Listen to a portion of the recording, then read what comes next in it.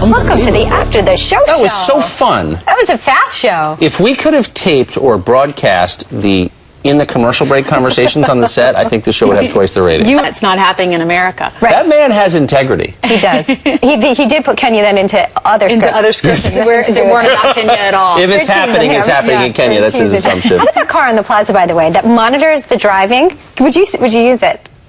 Well, I have 3 drivers, children, my children. No. I mean, for one thing, you don't want to know that much. And for another, you get the text, you're supposed to text your kids back and say, hey, stop recklessly driving? So here's the thing. I got in the car, and it's all in the car, and it basically gives them warnings. So you can see, okay, got a couple of brake warnings there, early braking. You basically get a printed out report card on their driving, which is interesting. I'm torn. Part of me thinks like, gosh, this is great.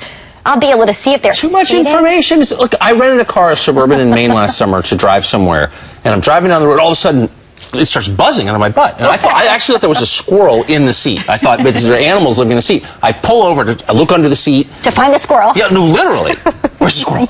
And it took me about a week, I had it for a week, to figure out that it was this sensor that when you go over the line, it buzzes you. Oh. I don't want my car watching me. Just stop judging me, car. What if the car cared? It didn't want you close to the line. I'm totally opposed. That's the whole reason I like driving. No judgment. Right, don't you?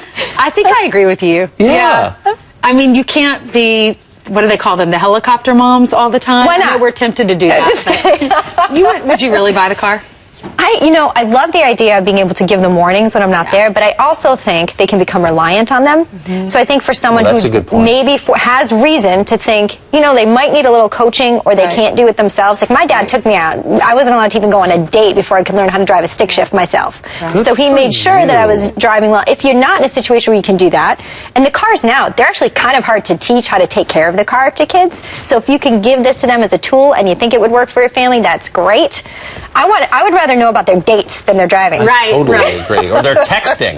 You know what I hate when you drive with your parents, and this still happens to this day, no matter how old we get. My mom's in the front seat with me, and when I wait till kind of the last minute to put my brakes on, because I'm a fast driver, and my mom is like reaching for the dashboard when she's sitting in the passenger seat. Still to this day, does your mom do that? Don't be that kind of mom. Or this. Did you get this? Or this. Which is sweet. I did it to Tim. I can't stand that. I've been a bad driver for 29 years. I haven't improved at all. I never get in accidents. I drive too fast. I don't pay any attention. I'm terrible. I'm a menace to myself and others. And nothing bad's ever happened. You know why? Prayer. Okay, it plays a role. It really does. I will continue to pray for your driving and be thankful that this curvy couch is a couch, not a car. You're saying pray for your kids because you're putting... their lives are in God's hands, I guess, when they're on the road. And life is unpredictable, and it's better to know that. Right.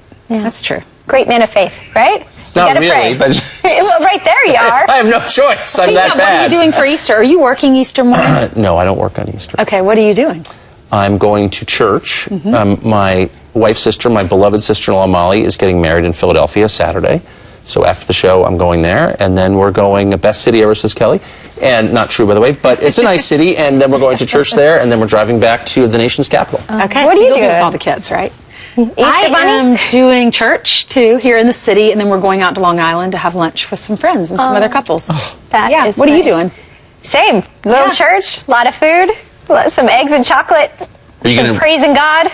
That sounds odd. Do you do like Easter egg hunt? Yeah. We do. Tim's grandmother, mom of 12, Super Mimi, fills up balloons for the Easter egg hunt, and the kids have to pop them with their tush. How cute.